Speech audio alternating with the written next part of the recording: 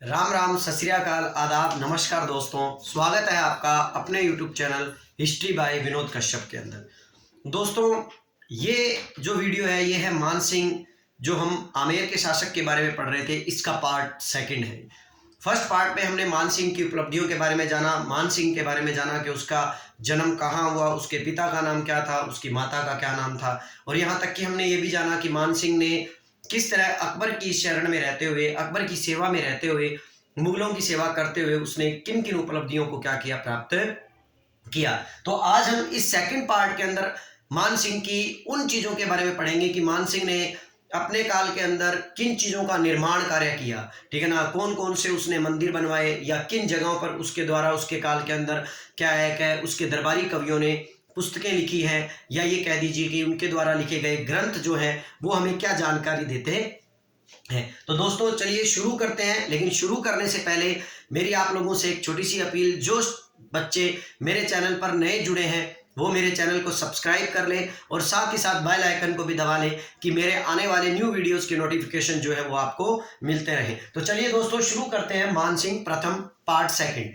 दोस्तों, इससे पहले हमने मान सिंह के बारे में ये जानकारी ली कि मान सिंह क्या था कि जब अकबर बीमार था 1605 के अंदर, तो अकबर ने मान सिंह को आगरा बुलवाया था, और आगरा बुलवाकर उन्होंने अपने पोते, ठीक है ना, खुसरो का संरक्षक किसे नियुक्त कर दिया था, मान सिंह को नियुक्त कर दिया था। दोस्तों आपको यहां पर यह समझना होगा कि खुसरो जो है, खुसरो मान सिंह का भांजा था दोस्तों, ठीक है ना, ये याद रखिएगा, मान सिंह का क्या था, भांजा था। और मान सिंह खुद भी अजमेर आकर स्थापित इसीलिए हुआ था कि मान सिंह ने अकबर को अपने अंतिम समय में अजमेर की सूबेदारी देने के लिए इसीलिए कहा था ताकि वो आमेर रहते हुए आमेर को भी अपने हाथ से अच्छी तरह आमेर को भी कंट्रोल कर सके, और साथ ही साथ दिल्ली सल्तनत के अंदर खुसरो को जहांगीर की जगह पर गद्दी पर बिठा सके। और यही रीजन रहा था दोस्तों कि जिसके कारण मान सिंह जो है वो खुसरो को दिल्ली की गद्दी पर बिठाना चाहता था, लेकिन वो इस चीज में कामयाब नहीं हो पाया। और जहांगीर ने अपने काल के अंदर बीकानेर से किसको बुलवा लिया था, राय सिंह को बुलवा लिया था, और राय सिंह ने दिल्ली की गद्दी पर बैठने के लिए किसको ज्यादा मतलब मदद की, जहांगीर को मदद की। और यही इसी कारण से मान सिंह का रुतबा जहांगीर के काल में कम हो गया था, और राय सिंह का रुतबा जो है वो जहांगीर के काल के अंदर क्या हो गया था, ज्यादा हो गया था। तो चलिए दोस्तों, जैसा कि हम यहां तक पढ़ चुके हैं, अब हम इससे आगे की जानकारी लेते हैं कि मान सिंह के काल के अंदर और किन किन चीजों का क्या हुआ, निर्माण हुआ, या कौन कौन सी चीजें उसके काल के अंदर आई। तो दोस्तों मान सिंह के हम दरबारी कवियों के बारे में बात करते हैं सबसे पहले, उसके बाद हम उसकी कुछ और विजय अभियानों के बारे में बात करेंगे, और हम उसके बारे में यह भी जानकारी लेंगे कि जगन्नाथ मंदिर से मान सिंह का क्या संबंध रहा है। तो दोस्तों मान सिंह के दरबारी कवियों में सबसे इंपॉर्टेंट दरबारी कवि जो आता है उसका नाम आता है मुरारी दास। दोस्तों यहाँ पर ये याद रखिएगा, हम मुरारी दास लिखते हैं कुछ किताबें या कुछ मतलब जगहों पर, कुछ लोग जो है ना इसे मुरारी दान बताते हैं। दोस्तों मुरारी दान नहीं है, क्योंकि मुरारी दान याद रखिएगा कि सूर्यमल मिश्र जो थे, जो कि बूंदी के शासक राम सिंह के कवि थे, ठीक है ना, सूर्यमल मिश्र जो 1857 की क्रांति से रिलेटेड है 1857 में, और जबकि इनका समय जो है वो 1589 से लेकर 1614 तक रहता है, 1614 तक रहता है। तो उस दौरान सूर्यमल मिश्र नहीं थे, और मुरारी दान जो है सूर्यमल मिश्र के दत्तक पुत्र थे दोस्तों। तो इसका मतलब यहाँ हुआ, यहाँ मुरारी दान नहीं आएगा दोस्तों, मुरारी दास आएगा। ये बड़ा इंपॉर्टेंट फैक्ट है, इसलिए आप मुरारी दास के नाम से याद रखिए। इसी मुरारी दास ने मान सिंह के ऊपर एक ग्रंथ लिखा था, जिस ग्रंथ को किसके नाम से जाना जाता है, मान प्रकाश ग्रंथ के नाम से क्या किया जाता है, जाना जाता है। तो इसका मतलब हमारा सबसे इंपॉर्टेंट फैक्ट ये रह गया कि मुरारी दास के द्वारा एक ग्रंथ लिखा गया, जिस ग्रंथ को आप किसके नाम से जानते हो, ठीक है ना, मान प्रकाश ग्रंथ के नाम से जानते हो। इसी के अलावा मान सिंह का एक दरबारी कवि और था जिसका नाम था जगन्नाथ। दोस्तों याद रखिएगा, इस जगन्नाथ के द्वारा बड़ा इंपॉर्टेंट ग्रंथ लिखा गया है मान सिंह कीर्ति मुक्तावली, मान सिंह कीर्ति मुक्तावली, ठीक है ना। ये ग्रंथ मान सिंह के दरबारी कवि जगन्नाथ के द्वारा लिखा गया है, मान सिंह कीर्ति मुक्तावली। और इसके प्रमुख याद रखिए, अगर क्वेश्चन ही आ जाएगा इसके दरबार का प्रमुख दरबारी कवि कौन था, तो याद रखिएगा इसके दरबार का प्रमुख दरबारी कवि जो था वो हापा बारट था, ठीक है दोस्तों। हापा बारट जो है वो मान सिंह के दरबार का प्रमुख दरबारी कवि था, और बाकी इसके अलावा ये भी उसके दरबारी कवि थे जिनमें उनके द्वारा क्या लिखे गए थे, कुछ ग्रंथ लिखे गए थे। इनमें हरिनाथ एक और दरबारी कवि आता है, इसके अलावा एक और सुंदरदास ठीक है ना। एक और दरबारी कवि आता है जो भी किसके दरबार की शोभा बढ़ा रहा था, मानसिंह के दरबार की शोभा बढ़ा रहा था। और इसके अलावा एक और दरबारी कवि आता है दलपत राज, ठीक है ना दोस्तों। दलपत राज के द्वारा एक ग्रंथ लिखा गया है जो बड़ा प्रमुख है, कई बार कई परीक्षाओं में पूछा गया है कि दलपत राज ने कौन सा ग्रंथ लिखा था। तो दलपत राज ने राजपत्र प्रशस्ति लिखा था दोस्तों, ठीक है ना, ये याद रखिएगा। या इसे पत्र प्रशस्ति भी कहा जाता है। क्यों पत्र प्रशस्ति कहा जाता है? क्योंकि दलपत राज तो नाम ही है इसका, तो राजपत्र प्रशस्ति इसका ग्रंथ बन गया। और एक इसने लिखा था पवन प्रकाश, पवन प्रकाश।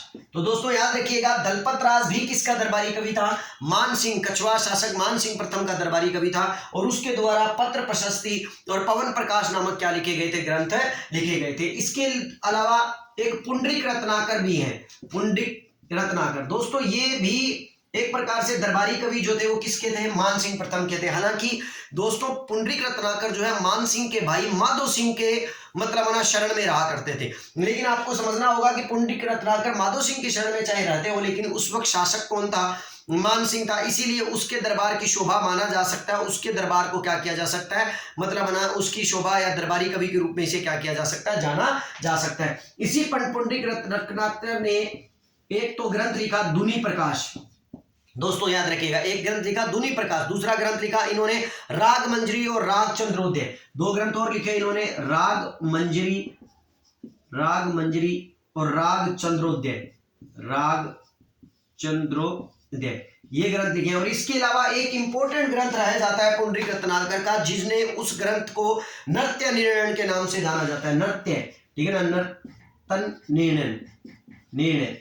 नर्तन निर्णय जो है ये ग्रंथ भी किसके द्वारा लिखा गया? पुंडरीक रत्नाकर के द्वारा लिखा गया। और आपको एक चीज और बता दूं दोस्तों, जिस ग्रंथ को हम राग मंजरी बोल रहे हैं, मैं आपको क्यों कहता था कि हमें कई जगह पर हमें उल्लेख प्राप्त होते हैं कि मानसिंह के पिता का नाम जो है वो क्या है? भगवंत दास है। और इसलिए आधुनिक इतिहासकार जो है वो मानसिंह के पिता को क्या कहते हैं? भगवंत दास कहते हैं। क्यों? क्योंकि पुंडरीक रत्नाकर के द्वारा जो राग मंजरी नामक ग्रंथ लिखा गया है, इसी राग मंजरी नामक ग्रंथ के अंदर उसके पिता का नाम जो है वो क्या बताया गया है? भगवंत दास बताया गया है। तो इसका मतलब उसके पिता का नाम भगवंत दास था। इस बात का एक और हमारे पास साक्ष्य उपलब्ध है, राग मंजरी। जैसा कि मैंने बताया था कि राग मंजरी के अलावा अबुल फजल भी इसके पिता का नाम क्या बताते हैं? भगवंत दास बताते हैं। आधुनिक इतिहासकार जो है वो इसके पिता का नाम क्या बताते हैं? भगवंत दास बताते हैं।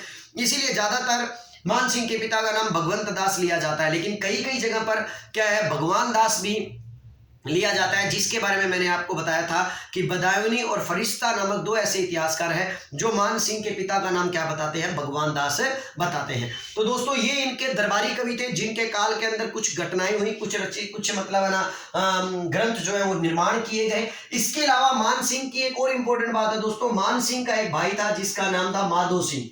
ये मैं क्यों बता रहा हूं दोस्तों? क्योंकि ये मानसिंह का भाई है और इसके द्वारा सबसे इंपॉर्टेंट बात यह है कि इसी के द्वारा भानगढ़ शहर का निर्माण करवाया गया था या भानगढ़ नगर बसाया गया था। ठीक है ना दोस्तों, ये वही भानगढ़ शहर है या भानगढ़ नगर है जो भूतों के लिए ज्यादा प्रसिद्ध है। याद रखिएगा मानसिंह के द्वारा, मानसिंह के भाई के द्वारा ही इस नगर को क्या किया गया था? बसाया गया था, जिसे भानगढ़ नगर का नाम क्या किया जाता है? दिया जाता है। दोस्तों मानसिंह ने अपने जीवन काल के अंदर अनेक निर्माण कार्य करवाए हैं। इन निर्माण कार्यों में मैंने जैसा कि अभी आपको बताया था कि जब अकबर बीमार पड़ा था, तो अकबर के बीमार पड़ने पर मानसिंह ने अपने आप को कहां पर सूबेदारी के रूप में नियुक्त करवा लिया था? अजमेर में। तो जब अजमेर में नियुक्त करवाया था तो अजमेर के अंदर ही मानसिंह ने पुष्कर झील के पास ही, पुष्कर झील के अंदर ही या पुष्कर के अंदर ही, पुष्कर झील न लेकर आप लिख सकते हो पुष्कर के अंदर ही, पुष्कर में ही मानसिंह के द्वारा कुछ महल बनवाए गए थे, जिन महलों को क्या कहा जाता है? मान महल कहा जाता है। दोस्तों उन महलों को किसके नाम से जाना गया है?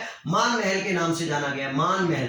और ये मान महल जो है वर्तमान में दोस्तों RTDC के प्रमुख केंद्र है, राजस्थान टूरिज्म डेवलपमेंट कॉर्पोरेशन। ठीक है ना, मतलब टूरिज्म या पर्यटन की दृष्टि से मान महल जो है ये बड़ा इंपॉर्टेंट महल है दोस्तों।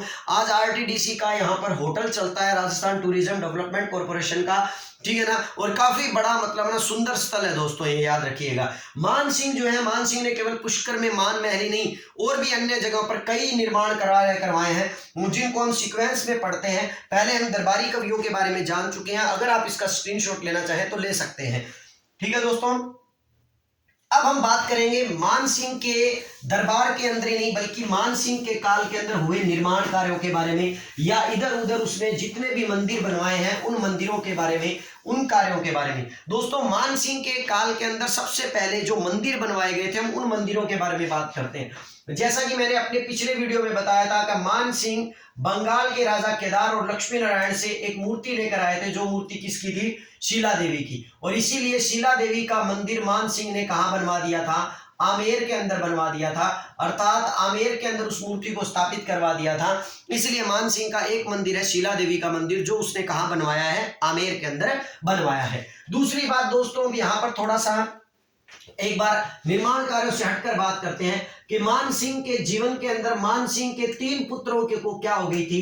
3 पुत्र क्या हो गए थे? मृत्यु को प्राप्त हो गए थे। 3 पुत्र क्या हो गए थे? मर गए थे। मतलब मान सिंह के जीवन के अंदर ही मान सिंह के 3 पुत्र मर गए थे, जिसमें एक पुत्र था हिम्मत सिंह, एक पुत्र था दुर्जन सिंह और एक पुत्र था जगत सिंह। तो दोस्तों इन दोनों पुत्रों के अलावा सबसे इंपॉर्टेंट पुत्र जो है वो मैं जगत सिंह को लेकर चलता हूं।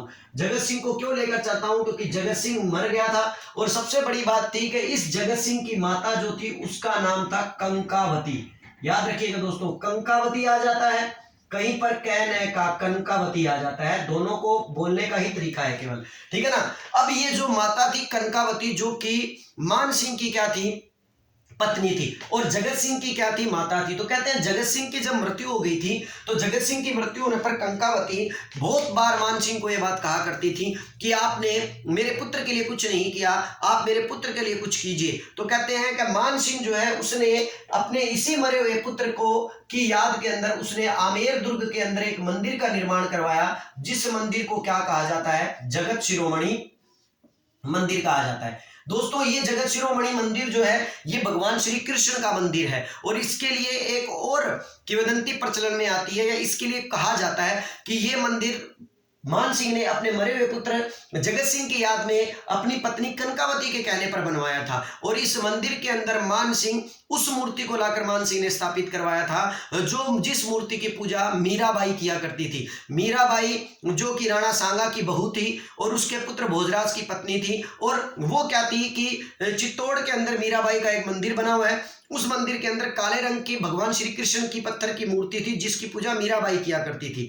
कहते हैं मान सिंह इस मूर्ति को चित्तौड़ से लेकर आए और लाकर इन्होंने आमेर के दुर्ग के अंदर जगत शिरोमणि मंदिर के दुर्ग के अंदर इसको क्या कर दिया था? स्थापित कर दिया था। और इसीलिए ये जगत शिरोमणि मंदिर जो है वो बड़ा इंपॉर्टेंट प्रसिद्ध हुआ। और जगत शिरोमणि मंदिर का निर्माण आमेर के अंदर लगभग कब करवाया गया है? 1599 ईस्वी के अंदर क्या है? करवाया गया है। ये किसके द्वारा करवाया गया? मान सिंह के द्वारा करवाया गया। चलिए दोस्तों हम तीसरा मंदिर पढ़ते हैं। देखिए जब आप ये जानते हो कि ये वही मान सिंह है जिस मान सिंह ने आमेर के ध्वज के अंदर, आमेर का जो राजकीय ध्वज था, आमेर के ध्वज के अंदर राधा गोविंद का चित्र आता है। दोस्तों आमेर के ध्वज के अंदर राधा गोविंद का चित्र आता है, एक सूर्य का चित्र आता है, और राधा गोविंद को लेकर ये लोग बड़े ही इंपॉर्टेंट मतलब है ना, बड़ी ही इनकी क्या किया करते थे? पूजा किया करते थे। तो इसीलिए क्या है, मान सिंह जो है, मान सिंह ने ही वृंदावन के अंदर राधा गोविंद का क्या बनवाया था?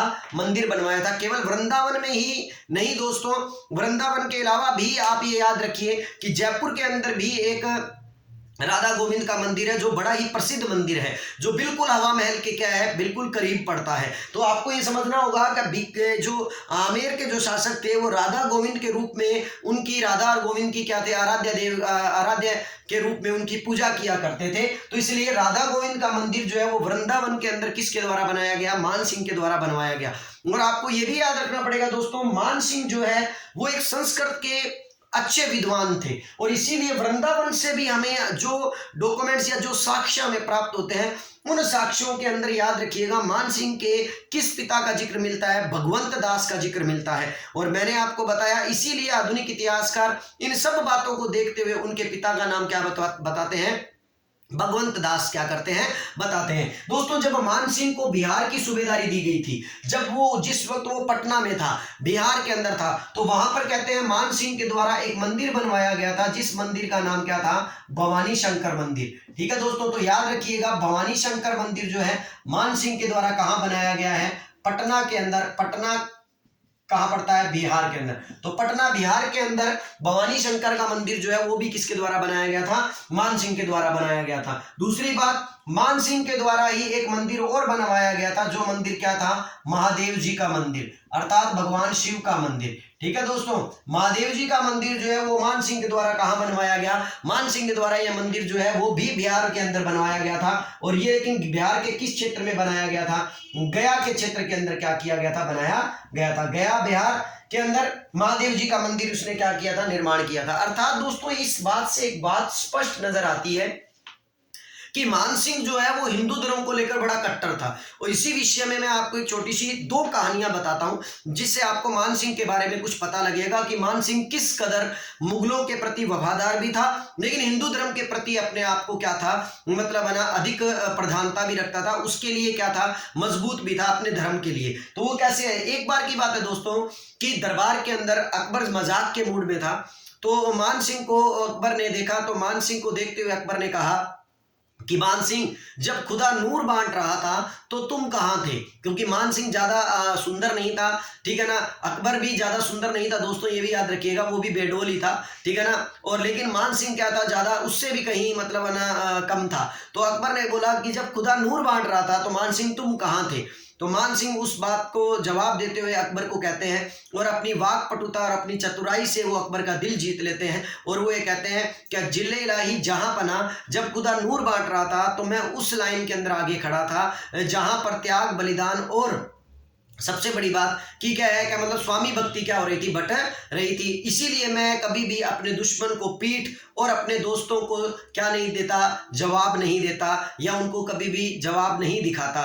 दोस्तों इससे पता लगता है कि मान सिंह अपने जीवन के अंदर वो व्यक्ति था जिसने कभी भी मतलब ना युद्धों से मुंह नहीं मोड़ा, या अकबर की मतलब ना किसी भी प्रकार के आदेश को उसने मना नहीं किया। और यही रीजन था जिसके कारण अकबर का सबसे चहेता व्यक्ति जो है, नवरत्नों में शामिल व्यक्ति जो है वो कौन था? मान सिंह था। लेकिन दोस्तों ये तो थी मान सिंह की चतुराई और अकबर के समक्ष उसका महत्वपूर्ण होना। लेकिन यहाँ पर बात आ रही है कि वो हिंदू धर्म को लेकर अधिक मतलब महत्वशाली था। तो यहाँ पर आपको बता दूं दोस्तों कि अकबर के द्वारा एक धर्म चलाया गया था, दीन इलाही धर्म।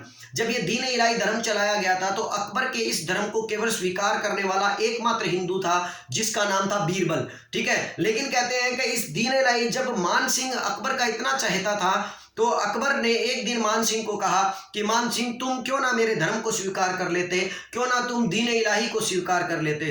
तो मान सिंह ने उसी वक्त कहा कि जिले इलाही, मुझे भगवान ने जो मोहर लगाकर मुझे भेजी है, अर्थात हिंदू धर्म की, मुझे जो मोहर लगाकर मान सिंह ने भेजा, ईश्वर ने मुझे भेजा है, मैं उसकी उस मोहर को मिटाने की गुस्ताखी नहीं कर सकता। और सबसे बड़ी बात उसने ये भी कही कि यदि मुगलिया सल्तनत की वफादारी केवल दीन इलाही धर्म को स्वीकार करने से ही पैदा होती है, तो इसका उदाहरण मेरे द्वारा जीते गए अभियान, मेरे द्वारा मुगल सत्ता के मतलब ना पक्ष में जो मेरी वफादारी, स्वामी भक्ति और जितने भी मेरे कार्य हैं वो इस बात को इंगित करते हैं कि केवल इस्लाम में होना या दीन इलाही में होना ही इस बात को प्रदर्शित नहीं करता है कि मुगलिया सल्तनत के क्या है कि वो लोग ही वफादार रह सकते हैं जो या तो इस्लाम में रहेंगे या दीन इलाही धर्म में रहेंगे।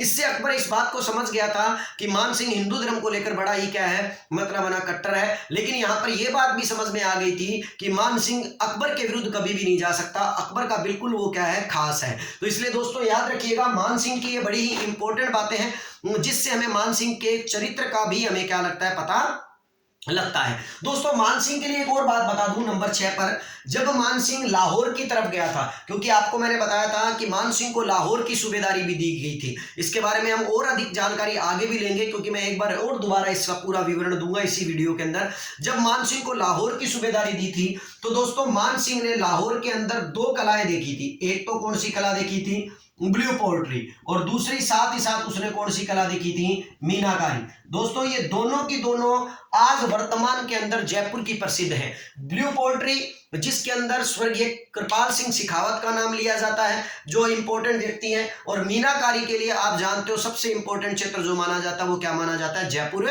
माना जाता है। दोस्तों आपको ये याद रखना पड़ेगा कि ब्लू पोल्ट्री और मीनाकारी के कलाकार जो थे मान सिंह ही कहां से लेकर आए थे, लाहौर से आमेर लेकर आए थे, ठीक है ना, लाहौर से लाए थे मान सिंह। इन दोनों कलाकारों को इन दोनों कला को जानने वाले कलाकारों को वो कहां से लेकर आए थे, वो लाहौर से लेकर आए थे। दोस्तों यहां पर आपको इस ब्लू पोएट्री से संबंधित एक दो बातें आपको बता देता हूं। नंबर एक तो याद रखिएगा, ब्लू पोएट्री जो है वो मूलतः पर्शिया, ईरान की है। याद रखिएगा दोस्तों, ब्लू पोएट्री कला जो है वो मूलतः कहां की है, पर्शिया की है। पर्शिया कहां, वर्तमान में ईरान के अंदर है, ठीक है ना, ईरान की है। इस ब्लू पोएट्री की कला को दोस्तों याद रखिएगा, पर्शिया ईरान से लाहौर लाने वाला व्यक्ति कौन था? अकबर। दोस्तों ये बड़ा इंपॉर्टेंट सवाल है। हम बात कर रहे हैं कि पर्शिया ईरान से इस कला को लाहौर कौन लेकर आया, तो वो लेकर आया अकबर। लेकिन लाहौर से जयपुर या आमेर कौन लेकर आया, वो लेके आया दोस्तों मानसिंह। तो याद रखिएगा, ब्लू पोएट्री कला इंपॉर्टेंट कला है दोस्तों। मैं हस्तकला का वीडियो भी बनाने वाला हूं, मैं आपको इस ब्लू पोएट्री की बहुत ही अच्छी इंपॉर्टेंट जानकारी दूंगा।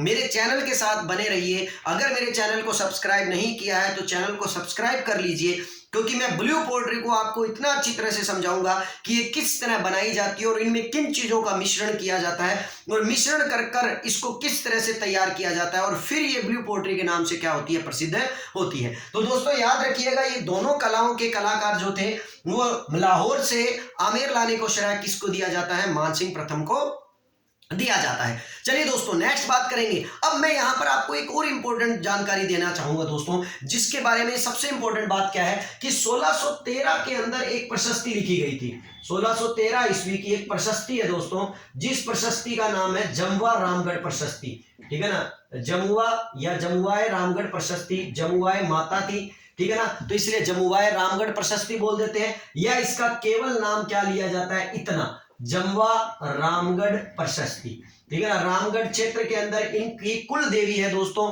जमुआए माता, और इसी कुल देवी की पूजा कछवा वंश के राजपूत करते हैं और वहीं पर इनका मंदिर बना हुआ है, इसीलिए उस क्षेत्र का नाम जमुआ है। जो कहां पड़ रहा है, जमुआ कहां पड़ रहा है, रामगढ़ के अंदर। तो रामगढ़ के अंदर एक प्रशस्ति प्राप्त हुई है जिसे हम जमुआ रामगढ़ प्रशस्ति के नाम से क्या करते हैं, जानते हैं। इस प्रशस्ति को यदि हम पढ़ते हैं तो इस प्रशस्ति में मानसिंह प्रथम को आमेर के कछवा वंश का प्रथम दत्तक पुत्र कहा गया है। मानसिंह को प्रथम दत्तक, ठीक है ना, कहा गया है, प्रथम दत्तक पुत्र कहा गया। याद रखिएगा, मानसिंह को प्रथम दत्तक पुत्र किस प्रशस्ति में कहा गया है? मानसिंह को प्रथम दत्तक पुत्र आमेर के कछवा वंश का किस प्रशस्ति में कहा गया है? जमुआ रामगढ़ प्रशस्ति में कहा गया है। अब मैं आपको ये बताना चाहूंगा दोस्तों, यहां दत्तक पुत्र लिख दिया गया है जमुआ रामगढ़ प्रशस्ति में। इससे एक बात सिद्ध होती है कि कहीं ना कहीं ऐसा लगता है कि मानसिंह जो थे वो भगवंत दास के पुत्र नहीं थे, उनको गोद लिया हुआ था, और गोद लिया हुआ था, या फिर ये कह सकते हैं कि मानसिंह भगवंत दास के पुत्र थे। तो भगवंत दास जो है वो प्रॉपर रूप से क्या थे, मतलब है ना, भगवान दास नहीं थे, अर्थात भारमल के पुत्र जो है वो भगवंत दास नहीं रहे होंगे, भारमल रहे होंगे। लेकिन दोस्तों यहाँ पर ये बात तो कंफर्म है कि भारमल का पुत्र जो था वो भगवंत दास था, या जिसे हम क्या कहते हैं, भगवान दास कहते हैं। लेकिन मुद्दा ये आता है कि फिर इसे दत्तक पुत्र क्यों कहा गया जमुआ रामगढ़ प्रशस्ति में? तो दोस्तों मैं इस बात को क्लियर करना चाहूंगा आज, और इस चीज को बड़ा ध्यान से सुनिएगा ताकि आपको इसके तीनों नामों के बारे में पता लगे, मानसिंह के पिता के नामों के बारे में, और इसे दत्तक पुत्र क्यों कहा गया उसके बारे में। दोस्तों कई वीडियोस या कई जो लोग या कई किताबें ऐसा कहती हैं कि इसे दत्तक पुत्र इसलिए कहा गया है क्योंकि अकबर ने इसे फर्जंद की उपाधि दी थी, और फर्जंद का मतलब दत्तक होता है, इसलिए वो दत्तक पुत्र बन जाता है। नहीं दोस्तों, ऐसा कुछ भी नहीं है। मैं आपको बताऊंगा कि इसे दत्तक पुत्र क्यों कहा जाता है। दोस्तों जहांगीर ने अपनी किताब लिखी है, आत्मकथा लिखी है, तुझकी जहांगीरी, ठीक है ना, जिसे जहांगीरनामा के नाम से भी जाना जाता है। जहांगीर दोस्तों लिखता है कि भगवंत दास मानसिंह का चाचा था। कितनी इंपॉर्टेंट बात बता रहा हूं दोस्तों, मैं जो बात बता रहा हूं, जहांगीर क्या कहता है, जहांगीर कहता है कि भगवंत दास जो था ना वो मानसिंह का क्या था, चाचा था। मानसिंह का क्या था, चाचा था।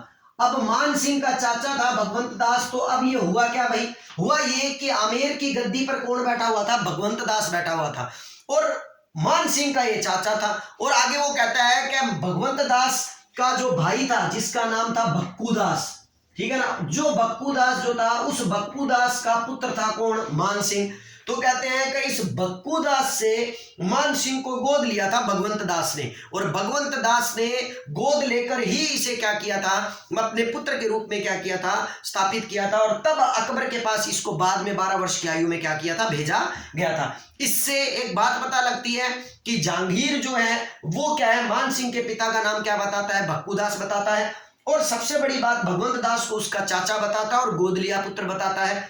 इसीलिए जमवा रामगढ़ प्रशस्ति में मान सिंह को क्या कहा गया, आमेर के कछुआ वंश का दत्तक पुत्र कहा गया। तो दोस्तों ये बड़ा इंपॉर्टेंट फैक्ट है कि मान सिंह प्रथम को दत्तक पुत्र क्यों कहा जाता है, चाहे ये क्वेश्चन आए या नहीं आए, लेकिन दोस्तों आपको ये जरूर समझना है कि क्यों कहा गया है, ठीक है ना। क्यों कहा गया है, क्योंकि जमवा रामगढ़ प्रशस्ति के अंदर ये माना जाता है कि मान सिंह जो है वो भगवंत दास का पुत्र था ही नहीं, बल्कि भगवंत दास मान सिंह का क्या था, चाचा था। तो दोस्तों आपको समझ में आ गया होगा कि किस तरह मान सिंह को दत्तक पुत्र कहा गया है और ऐसा क्यों कहा गया है। लेकिन दोस्तों आमेर में जितने भी शिलालेख हमें प्राप्त हुए हैं, वृंदावन से हमें जितने भी शिलालेख प्राप्त हुए हैं जहां राधा गोविंद के मंदिर का निर्माण करवाया गया है, ठीक है दोस्तों, उसके अलावा अबुल फजल जो भी वर्णन देता है, उसके अलावा कि क्या है कि हमें कछुआ वंश की जो वंशावलियां प्राप्त होती है मथुरा से, वृंदावन से और अन्य जगहों से। तो दोस्तों आपको एक चीज बता दूं, इन दोनों के दोनों, ठीक है ना, क्या है, जगहों पर, इन सब जगहों पर हमें मान सिंह के पिता का नाम केवल क्या मिलता है, भगवंत दास मिलता है।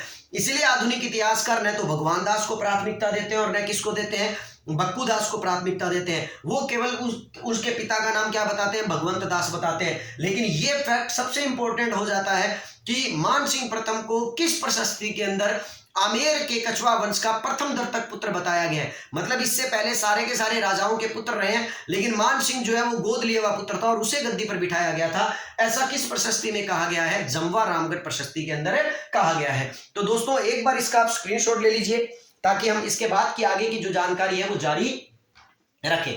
दोस्तों अब हम बात करेंगे मान सिंह के सैन्य अभियानों के बारे में कि मान सिंह ने अपने जीवन में और कौन से सैन्य अभियान किए थे, या उसके सैन्य अभियानों के अंदर मान सिंह को कहां कहां की गद्दी प्राप्त करवाई गई थी। तो दोस्तों हमने शुरू में पढ़ा मान सिंह को कई जगह की सूबेदारी दी गई है, मान सिंह काबुल को जीतने के लिए गए, लेकिन वो हमने केवल एक नजरिए से ध्यान दिया था। लेकिन अब मान सिंह के जीवन के सभी सैन्य अभियान हम सीक्वेंस में पढ़ेंगे। वो सीक्वेंस में क्या है, मान सिंह के सैन्य अभियान।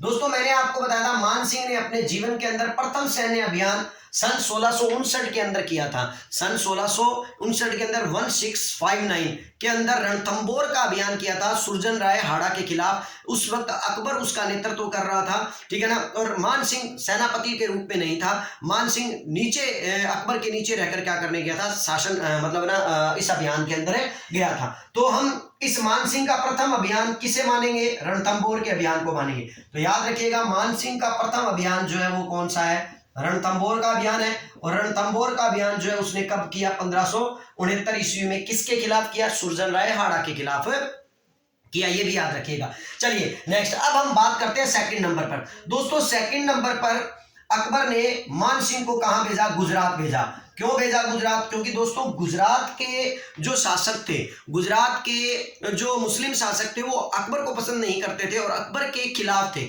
तो कहते हैं गुजरात के अंदर अकबर ने मान सिंह को 1572 के अंदर भेजा था। और 1572 में जब उसने भेजा तो उस वक्त गुजरात का जो शासक था वो शेर खां फलोदी था, जो अकबर का बड़ा तकड़ा विरोधी था। याद रखिएगा अकबर का सबसे बड़ा तकड़ा विरोधी गुजरात का कौन था, शेर खां फलोदी। शेर खां फलोदी, शेर खां फलोदी जो था वो अकबर का बड़ा ही क्या था, विरोधी व्यक्ति था। और उसको मान सिंह को गुजरात अभियान पर किसके खिलाफ भेजा, शेर खां फलोदी के खिलाफ भेजा। और कहते हैं इस गुजरात अभियान के अंदर मान सिंह ने किसको पराजित कर दिया, शेर खां फलोदी को पराजित कर दिया। और पराजित कर कर गुजरात के अंदर किसकी पताका फैला दी, मुगलिया सल्तनत की या अकबर की पताका फैला दी। फिर उसके बाद दोस्तों हमने बात करी थी कि जिस वक्त मान सिंह महाराणा प्रताप को समझाने के लिए गए थे, मैंने पिछले वीडियो में इस बारे में बड़ी अच्छी तरह से चर्चा की है। जो बच्चे इस वीडियो को देख रहे हैं और उन्होंने इससे पहले का पार्ट नहीं देखा है तो दोस्तों इससे पहले का पार्ट आप जरूर देखिए, क्योंकि मान सिंह प्रथम का पहला पार्ट जो है वो इससे रिलेटेड है। और ये चीजें आपको तभी समझ में आएंगी जब आप पहले पार्ट को बहुत अच्छी तरह देख लोगे। तो दोस्तों यहां पर आपको समझना ही है कि तीसरा अभियान जो था वो क्या था, डूंगरपुर का था। दोस्तों मैंने आपको बताया था जिस वक्त मान सिंह महाराणा प्रताप को समझाने के लिए गए थे, अकबर ने मान सिंह को महाराणा प्रताप को समझाने के लिए दूसरे शिष्टमंडल में जब उन्हें भेजा था, तो दूसरे शिष्टमंडल में भेजने से पहले उस वक्त मान सिंह जो थे वो कहां का अभियान कर रहे थे, डूंगरपुर का अभियान कर रहे थे। तो दोस्तों ये डूंगरपुर का अभियान जो था मान सिंह ने कब किया था? 1573 में। और किसके विरुद्ध किया था? डूंगरपुर के शासक आस्करण के विरुद्ध किया था। देखिए दोस्तों, डूंगरपुर का शासक आस्करण था, जिसको कहीं कहीं जगह पर लक्ष्मण दास भी बोला जाता है या लक्ष्मण सिंह भी बोला जाता है, याद रखिएगा। तो ये आस्करण जो था डूंगरपुर का शासक 1573 के अंदर था। और कहते हैं कि ये इसके विरुद्ध लगा हुआ था। इसका रीजन क्या है? क्योंकि आस्करण दोस्तों महाराणा प्रताप को सपोर्ट करता था और वो महाराणा प्रताप की सहायता कर सकता था। और अकबर ये जानता था कि मुझे महाराणा प्रताप से युद्ध करने से पहले उसके जितने भी दोस्त हैं, जैसे कि ठीक है ना, सिरोही का सुल्तान देवड़ा, जैसे कि आप मान लीजिए डूंगरपुर का आस्करण, जैसे कि मारवाड़ का चंद्रसेन, इन सब लोगों को अगर प्रताप से काट दिया जाए तो प्रताप को मदद मिलना बंद हो जाएगा। और अगर प्रताप को मदद मिलना बंद हो जाएगा तो प्रताप कभी भी प्रभावी नहीं हो पाएगा अकबर के विरुद्ध। और यही रीजन रहा था जिसके कारण अकबर ने जितने टाइम में शिष्टमंडल भेजे हैं, उन शिष्टमंडल के टाइम के अंदर अकबर ने महाराणा प्रताप की जितनी भी मदद आने की जितनी भी जगहें थी, उन सब जगहों को उसने क्या कर दिया था? समाप्त कर दिया था। तो अकबर ने इसीलिए शिष्टमंडल का ये मतलब ना षड्यंत्र रचा था, ताकि शिष्टमंडल के रूप में प्रताप क्या है उलझे रहे और इधर से वो अन्य अभियान कर कर बाकी जितने भी महाराणा प्रताप के सहयोगी हैं उन्हें वो क्या कर दे? दबा दे। तो याद रखिएगा, महाराणा प्रताप को समझाने से पहले वो मान सिंह जो था वो किस अभियान पर था? डूंगरपुर के अभियान पर था। और वो किसको हराने के लिए गया था? आस्करण को हराने के लिए गया था, ये भी याद रखिएगा। फिर उसके नंबर पर, चौथे नंबर पर उसका सैन्य अभियान आप जानते हो दोस्तों कौन सा था? महाराणा प्रताप के विरुद्ध। और वो कौन सा अभियान था? हल्दी घाटी का युद्ध, जिसके बारे में हमने पीछे के वीडियो में चर्चा कर ली है। और इस हल्दी घाटी के युद्ध के बारे में दोस्तों संपूर्ण वीडियो मैंने महाराणा प्रताप के रूप में डाला हुआ है। यदि आपको इस हल्दी घाटी की संपूर्ण जानकारी चाहिए तो आप महाराणा प्रताप का वीडियो जरूर देखिएगा। दोस्तों याद रखिएगा, हल्दी घाटी का जो विद्रोह था या हल्दी घाटी का युद्ध था, वो जो महाराणा प्रताप के विरुद्ध लड़ा गया, ये किसने लड़ा? अकबर की तरफ से मान सिंह प्रथम ने लड़ा। तो ये भी एक इंपॉर्टेंट बात थी। लेकिन यहां पर ये भी इंपॉर्टेंट बात याद रखिएगा कि हल्दी घाटी के युद्ध के अंदर मान सिंह ने पहली बार स्वतंत्र रूप से सेनापति का काम किया था। पहली बार स्वतंत्र रूप से सेनापतित्व के रूप में वो कोई युद्ध लड़ रहा था। तो याद रखिए, ये भी उसका एक सैन्य अभियान बड़ा इंपॉर्टेंट है। दोस्तों एक और इंपॉर्टेंट बात आपको याद रखनी पड़ेगी कि 1500, चलो पांचवा अभियान पढ़ लेते हैं पहले, उत्तर पश्चिमी सीमांत अभियान। उत्तर पश्चिमी या पश्चिम प्रांत, ठीक है ना। उत्तर पश्चिमी प्रांत का क्या लफड़ा है दोस्तों? जो 1580 के अंदर भेजा गया था मान सिंह को। ये वही क्षेत्र है दोस्तों जिसके बारे में मैं आपको बता रहा था कि खैबर, ठीक है ना, और पख्तून, ठीक है, खैबर और पख्तून का जो क्षेत्र है वर्तमान के अंदर, जिसे उत्तर पश्चिमी प्रांत कहते हैं, इस क्षेत्र के अंदर क्या था? अकबर का एक सौतेला भाई था जिसका नाम था हाकिम मिर्जा। ठीक है दोस्तों, इस हाकिम मिर्जा ने अकबर के विरुद्ध विद्रोह कर दिया था। और ये हाकिम मिर्जा जो है, इस हाकिम मिर्जा से अकबर का एक सहयोगी लड़ रहा था जिसका नाम था यूसुफ खां। याद रखिएगा, अकबर का सहयोगी जो था उसका नाम क्या था दोस्तों? यूसुफ खां। ये क्या कर रहा था? हाकिम मिर्जा के विद्रोह को दबाने के लिए गया हुआ था। लेकिन यूसुफ खां से हाकिम मिर्जा का विद्रोह दबाया नहीं जा रहा था और हाकिम मिर्जा ने फायदा उठाकर काबुल पर अधिकार कर लिया था। क्योंकि काबुल के अंदर क्या था दोस्तों, उस वक्त क्या था कि काबुल की राजनीतिक स्थिति जो थी वो क्या थी? कमजोर थी। और इसी वजह से हाकिम मिर्जा ने काबुल पर अधिकार कर लिया। तब क्या हुआ? 1580 के अंदर अकबर ने मान सिंह को कहां भेजने का निश्चय कर लिया? उत्तर पश्चिमी प्रांत में। किसके विरुद्ध? मिर्जा हाकिम के विरुद्ध या हाकिम मिर्जा के विरुद्ध। और इसीलिए ऐसा कहा जाता है कि हाकिम मिर्जा के विरुद्ध जब मान सिंह गया तो हाकिम मिर्जा को यूसुफ खां और मान सिंह ने इसके विद्रोह को दबा दिया। और हाकिम मिर्जा के साथ साथ इन्होंने जाकर काबुल को अपने अधिकार में लेने का क्या कर लिया? निश्चय कर लिया। और उस काबुल को अधिकार में लेने के लिए और वहां के विद्रोहों को दबाने के लिए मान सिंह की मदद के लिए बीकानेर के शासक किसको भेजा? राय सिंह को भेजा। तो दोस्तों ये भी इंपॉर्टेंट बात याद रखिएगा। तो हाकिम मिर्जा का विद्रोह दबाया उसने 1580 के अंदर, जो कि अकबर का सौतेला भाई था। और उत्तर पश्चिमी प्रांत के अंदर जिसने क्या कर दिया था? विद्रोह कर दिया था। दोस्तों अकबर जब भी बिहार के अभियान पर जा रहा था, याद रखिएगा, जब अकबर बिहार के अभियान पर जा रहा था तो बड़ी इंपॉर्टेंट बात बताता हूं कि अकबर के लिए मान सिंह कितना इंपॉर्टेंट व्यक्ति था कि जब अकबर बिहार के अभियान पर जा रहा था, ठीक है ना, उस वक्त मान सिंह गुजरात पे अभियान पर था। देखो कितनी इंपॉर्टेंट बात है कि अकबर बिहार की तरफ युद्ध करने के लिए जा रहा है और उस वक्त मान सिंह जो है वो किस अभियान पर है? गुजरात के अभियान पर है। तो कहते हैं कि अकबर ने मान सिंह को फतेहपुर सीकरी बुलवाया था और कहा था कि भी मैं बिहार की तरफ जा रहा हूं अभियान करने के लिए, ठीक है ना, और तू मेरे साथ चल। देखिए दोस्तों, यहां से मान सिंह की मतलब है ना इंपॉर्टेंट बात यह है कि मान सिंह का में मुख्य बात की अकबर के दरबार में या अकबर के जीवन में मान सिंह का कितना महत्व है, ये इस बात को दर्शाता है कि अकबर बिहार के अभियान के लिए जाना चाह रहा है, तब उसने उससे पहले फतेहपुर सीकरी में किसको बुलवाया है, गुजरात अभियान पर गए हुए मान सिंह को बुलवाया है। और मान सिंह को बुलवाकर वो ये कह रहा है कि मान सिंह, मुझे तेरी मदद पड़ेगी, इसलिए तू गुजरात अभियान को एक बार पोस्टपोन कर और तू मेरे साथ कहां चल, बिहार चल। और देखिए दोस्तों, ये इंपॉर्टेंट बात है कि मान सिंह बिहार गया, अकबर के साथ गया, और बिहार के अंदर उस वक्त दाऊद खान नाम का व्यक्ति जो था वो अकबर के विरुद्ध विद्रोह कर रहा था, और उस विद्रोह को दबाने में किसने मदद की, मान सिंह ने मदद की। तो याद रखिएगा दोस्तों, बिहार के अंदर अकबर जब विद्रोह को दबाने के लिए गया था तो उस वक्त दाऊद खान के विद्रोह को दबाने के लिए गया था, और उस दाऊद खान के विद्रोह को दबाने में किसने मदद की थी, मान सिंह प्रथम ने अकबर की क्या थी, मदद की थी। तो ये थे दोस्तों मान सिंह के कुछ सैन्य अभियान, इसके बारे में हमने बात की, और मान सिंह के द्वारा अपने जीवन में लड़ी गई ये चीजें, और जीवन के अंदर अनेक जगहों पर उसने क्या किए थे, महल भी बनाए थे, अनेक जगहों पर क्या है उसके द्वारा मतलब निर्माण कार्य भी करवाए गए थे। चलिए दोस्तों, अब हम बात करेंगे मान सिंह की मृत्यु के बारे में। देखिए, मान सिंह की मृत्यु सन 1614 के अंदर दोस्तों, जब वो अहमदनगर के अंदर था। अहमदनगर का एक क्षेत्र है दोस्तों जिसका नाम है एलिचपुर, ठीक है दोस्तों, ये महाराष्ट्र के अंदर पड़ता है। एलिचपुर नामक जो क्षेत्र था दोस्तों, इस एलिचपुर के क्षेत्र के अंदर कौन था, मान सिंह प्रथम था। तब क्या था, 1614 के अंदर मान सिंह की क्या हो गई थी, मृत्यु हो गई थी। तो याद रखिएगा दोस्तों, मान सिंह की मृत्यु एलिचपुर के अंदर हुई है, 1614 के अंदर हुई है, एक इंपॉर्टेंट बात है। दूसरी बात दोस्तों, मैंने आपको एक और इंपॉर्टेंट बात बताई थी कि मान सिंह ने 2 मुगल सम्राटों का कार्यकाल देखा था, या 2 मुगल सम्राटों के समकालीन था। एक वो अकबर के था और एक वो किसके था, जहांगीर के था। तो आपको यह भी समझना पड़ेगा कि जहांगीर और मान सिंह के मध्य एक छोटी सी घटना आती है, उस घटना को मैं आपको बता देता हूं, लेकिन उससे पहले आप इसे क्या कर लीजिए, स्क्रीनशॉट के रूप में इसे क्या कर लीजिए, ले लीजिए। ठीक है दोस्तों, चलिए हम बात करते हैं इसके बारे में।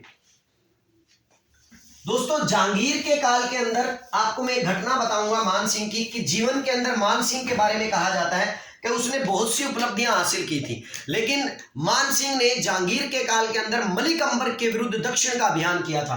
तो मैं मान सिंह का एक दक्षिण अभियान बता रहा हूं दोस्तों। ये वो दक्षिण अभियान है जो अकबर के काल के अंदर नहीं हुआ है, बल्कि किसके काल के अंदर हुआ है, जहांगीर के काल के अंदर हुआ है। तो याद रखिएगा दोस्तों, दक्षिण अभियान किसके काल में, जहांगीर के काल में। ठीक है दोस्तों, चलिए बात करेंगे जहांगीर के काल की। देखिए, दक्षिण के अंदर उस वक्त जो था, जहांगीर का सबसे भयंकर शत्रु था या सबसे ताकतवर शत्रु था मलिक अंबर। ठीक है दोस्तों, और मलिक अंबर ने दक्षिण के अंदर क्या था, जहांगीर के विरुद्ध विद्रोह खड़ा कर दिया था। ठीक है, और कहते हैं कि उस वक्त जहांगीर ने मलिक अंबर के विरुद्ध किसको भेजा था, मान सिंह को भेजा था। लेकिन दोस्तों, जीवन की एक सबसे इंपॉर्टेंट घटना बताऊंगा मैं आपको मान सिंह की, कि जब मान सिंह मलिक अंबर के विरुद्ध लड़ने के लिए गया तो दोस्तों वो दक्षिण के अंदर अहमदनगर में हार गया। दोस्तों, ये बड़ी इंपॉर्टेंट बात है, क्योंकि एलिचपुर याद रखिए, मैंने अभी अहमदनगर का इनाम लिया था 1614 के अंदर। ठीक है ना, और ये युद्ध भी इनके मध्य कहां हो रहा है, अहमदनगर के अंदर ही हो रहा है। ठीक है ना, तो 1614 के अंदर उसकी मृत्यु हुई थी। उससे पहले की बात है कि जहांगीर ने मलिक अंबर के खिलाफ जब दक्षिण में मान सिंह को भेजा था, तो उस युद्ध के अंदर मान सिंह मलिक अंबर से हार गया था। अब सवाल ये उठता है, वो मलिक अंबर से हार कैसे गया? एक ऐसा व्यक्ति जिसने अपने जीवन में अकबर के टाइम के अंदर इतने युद्ध लड़े, लेकिन वो एक भी युद्ध नहीं हारा, हर जगह पर अकबर और मुगलों के विरोधियों को उसने क्या कर दिया था, नेस्ता नाबूद कर दिया था, उसने हरा दिया था। ऐसा व्यक्ति क्या है, मलिक अंबर से हार गया। क्योंकि दोस्तों, आपको समझना यह पड़ेगा कि मैंने आपको शुरू में बताया था कि मान सिंह जहांगीर को की जगह पर अपने भांजे खुसरो को गद्दी पर बिठाना चाहता था, और इसी बात से जहांगीर जो था वो मान सिंह से क्या था, नाराज था। और यही रीजन था जिसके कारण जब जहांगीर ने मलिक अंबर के खिलाफ मान सिंह को भेजा, तो मान सिंह को इस युद्ध का स्वतंत्र सेनापति नहीं बनाकर भेजा, जबकि अकबर मान सिंह पर बड़ा विश्वास करता था, और इसीलिए जितने भी युद्ध हल्दी घाटी के बाद मान सिंह ने लड़े हैं, उनमें केवल कमांड किसके हाथ में रही है, मान सिंह के हाथ में रही है। यहां पर जहांगीर ने सारी कमांड जो थी वो मान सिंह को नहीं दी हुई थी, और यही रीजन रहा था कि जब नेतृत्व मान सिंह को स्वतंत्र रूप से नहीं मिला, तो मलिक अंबर के खिलाफ मान सिंह जो है वो बुरी तरह क्या हो गया, पराजित हो गया और मुगलिया सेना जो थी वो बहुत ज्यादा पराजित बुरी तरह से क्या हो गई थी, मतलब है ना, हार गई थी। और इसी बात को लेकर जहांगीर मान सिंह से क्या हो गया था, नाराज हो गया था। क्योंकि दो कारण रहे हैं इसके, जैसा कि मैंने आपको बताया कि मान सिंह अपने भांजे खुसरो को गद्दी पर बिठाने का प्रयास कर रहा था, और दूसरी बात आपको मैंने बताई दी कि मान सिंह जो है वो क्या है, स्वतंत्र रूप से मतलब ना युद्ध भी नहीं लड़ पा रहा था। तो ये भी एक इंपॉर्टेंट बात आती है दोस्तों कि अकबर के काल में मान सिंह बड़ा प्रभावी था और जहांगीर के काल में वो क्या हो गया था, अप्रभावी हो गया था। एक चीज और इंपॉर्टेंट दोस्तों कि मानसिंह प्रथम के काल के अंदर ही जयपुर के ढूंढाड़ के अंदर, ढूंढाड़ क्षेत्र के अंदर एक संत थे जिनका नाम था दादू दयाल, याद रखिएगा। और दादू दयाल वो संत थे जो मानसिंह के समकालीन थे, या मानसिंह किसके समकालीन था, दादू दयाल के समकालीन था। और कहते हैं इसी मानसिंह के काल के अंदर दादू दयाल ने अपनी एक ग्रंथ लिखा था, जिस ग्रंथ को क्या कहते हो आप, दादू वाणी कहते हो। इसका मतलब दादू वाणी की रचना जो है वो किसके काल के अंदर हुई है, मानसिंह प्रथम के काल के अंदर हुई है। और दोस्तों दादू दयाल के लिए एक चीज और बता दूं, इन्हें राजस्थान का कबीर कहा जाता है। दूसरी सबसे बड़ी बात, इंपॉर्टेंट बात ये भी याद रखिएगा कि दादू दयाल ने अपने जितने भी उपदेश हैं वो ढूंढाड़ी भाषा में दिए हैं, ढूंढाड़ी बोली के अंदर दिए हैं। और तीसरी सबसे इंपॉर्टेंट बात दोस्तों कि दादू दयाल एकमात्र ऐसे राजस्थान के संत हैं जिन्होंने अकबर को जाकर उनको उपदेश दिए थे, या अकबर से जिन्होंने उनके साथ क्या की थी, मुलाकात की थी। तो दादू दयाल बड़े इंपॉर्टेंट व्यक्ति रहे हैं। और दादू वाणी नामक ग्रंथ की रचना जो है वो किसके काल के अंदर हुई है, मानसिंह के काल के अंदर हुई है। चलिए दोस्तों ये भी बहुत इंपॉर्टेंट बात हमने इस जिक्र को कर लिया है और मानसिंह के काल को जिक्र किया। अब मैं यहां पर दोस्तों आपको इसकी एक और घटना बताऊंगा। मानसिंह जो है, मानसिंह की मृत्यु 6 जुलाई 1614 को हुई थी दोस्तों, याद रखिएगा। उनकी मृत्यु क्या कब हुई थी, 6 जुलाई 1614 को। और कहां बताई मैंने दोस्तों, एलिचपुर में बताई, ठीक है दोस्तों, एलिचपुर के अंदर बताई थी। एलिचपुर के अंदर उनकी मृत्यु हुई थी, जिसका जिला अहमद मतलब ना नगर पड़ता है, जिसके बारे में हम यहाँ अभी बात कर रहे थे कि अहमदनगर मलिक अंबर के खिलाफ वो युद्ध के अंदर हारा था। अहमदनगर जिला पड़ता है, एलिचपुर में उसकी मृत्यु हुई थी दोस्तों। यहाँ पर ये कहा जाता है कि जिस वक्त मानसिंह की मृत्यु हुई तो मृत्यु के बाद मानसिंह के साथ कितनी रानियां सती हुई थी, 60 रानियां क्या हुई थी, सती हुई थी। ये बड़ी इंपॉर्टेंट फैक्ट है दोस्तों। ऐसा कहा जाता है कि मानसिंह के मरने के साथ, मानसिंह के साथ 60 रानियां क्या हुई थी, सती हुई थी। दोस्तों एक और इंपॉर्टेंट फैक्ट आता है जो मैं आपको बताता हूं। जहांगीर जो है ना, जहांगीर और एक अंग्रेजी इतिहासकार हुए हैं बलोचमैन, ठीक है ना। जहांगीर और बलोचमैन नामक जो दो व्यक्ति हैं, ठीक है ना, ये दोनों के दोनों मानसिंह के लिए ऐसा कहते हैं कि मानसिंह का जीवन के अंदर, मैं टाइमिंग भी देख लेता हूं दोस्तों साथ साथ में, जहांगीर और बलोचमैन ये कहते हैं कि मानसिंह ने अपने जीवन के अंदर 1500 रानियां बना रखी थी दोस्तों, 1500 रानियां। अर्थात आप समझिए जाइए कि मानसिंह के लिए बलोचमैन और जहांगीर कहते हैं कि 1500 रानियां थी। यहां तक कि मानसिंह ने अपनी रानियों के लिए कई महल भी बनवाए थे, जिन महलों में दोस्तों एक चीज बता दूं, एक किला है रोहितासगढ़ का, ठीक है ना। और इस रोहितासगढ़ के किले के अंदर मानसिंह ने अपनी उन रानियों के लिए 15 महल बनवाए थे दोस्तों। एक तो आता है 15 महल अपनी रानियों के लिए, नंबर 1 कहा, रोहितासगढ़ में। दूसरी बात हम बात करें आमेर में, तो मैंने आपको बताया था आमेर के दुर्ग के अंदर सर्वाधिक कार्य जो है वो किसने करवाया था, मानसिंह ने करवाया था। और इसके अंदर अपनी रानियों के लिए उसने कितने महल बनवाए थे, 24 महल बनवाए थे दोस्तों। 1500 रानियां वैसे तो बहुत अधिक हो जाती है, लेकिन कहीं ना कहीं 60 रानियां सती हो रही है, 15 महल और 24 महल रानियों के लिए बनाए जा रहे हैं, तो कहीं ना कहीं ये बात जरूर मानी जा सकती है कि मानसिंह के काल में मानसिंह की रानियों की संख्या जो थी वो बहुत अधिक थी। और वैसे भी कहते हैं ना, जब नाम चलता है तो पीछे लोग अपने आप आ ही जाते हैं, और इसीलिए मानसिंह का जब नाम चलता था तो आप समझदार हो, छोटी मोटी संख्या तो इनके पीछे रहती ही होगी। और यही रीजन है जिसके कारण हम ये कह सकते हैं कि जहांगीर और बलोचमैन जैसे लोग जो हैं वो मानसिंह की 1500 रानियों का क्या करते हैं, जिक्र करते हैं, और ये कहते हैं कि उसकी 1500 रानियां थी दोस्तों। आशा करता हूं आपको मानसिंह कर दी गई ये जानकारी आपको काफी अच्छी लगी होगी। यदि आपको मानसिंह के ऊपर दी गई ये जानकारी अच्छी लगी है तो मेरे वीडियो को जरूर लाइक कीजिएगा और दोस्तों में शेयर जरूर कीजिएगा। आपके कमेंट्स ही मुझे नेक्स्ट वीडियो बनाने पर क्या करते हैं, प्रेरित करते रहते हैं। और मैं इसी तरह सेकंड ग्रेड, पीटीआई और अन्य एग्जाम जो फर्स्ट ग्रेड के एग्जाम के जितने भी मैटर हैं, मैं आपको सारे हिस्ट्री के मैटर जो है वो कहाँ करवा दूंगा, इसी यूट्यूब चैनल पर करवा दूंगा। आप यूट्यूब चैनल पर बने रहिए, यूट्यूब चैनल को सब्सक्राइब कर लीजिए और साथ ही साथ बेल आइकन को भी दबा लीजिए। आशा करता हूं कि ये वीडियो आपको पसंद आएगा और अब आप मुझे इजाजत दीजिए। मिलते हैं अपने नए नेक्स्ट वीडियो में, नेक्स्ट वीडियो के साथ। धन्यवाद।